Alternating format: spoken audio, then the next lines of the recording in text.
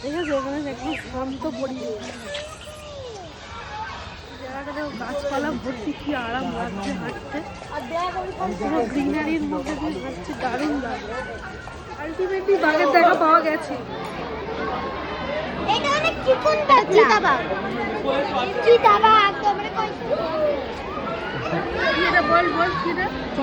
তিন রকমের বাঘ দেখে ফেলেছি, এবারে সিংহর খোঁজে যাচ্ছে।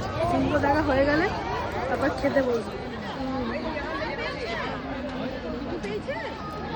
সিংহ দেখে ফেলেছি, খেতে বসে পড়েছি, খেতে বসে পড়েছি।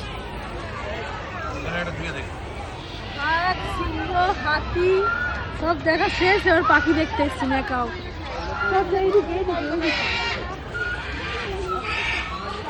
কালারটা দেখো কি সুন্দর, জুম করো, সুন্দর কালার।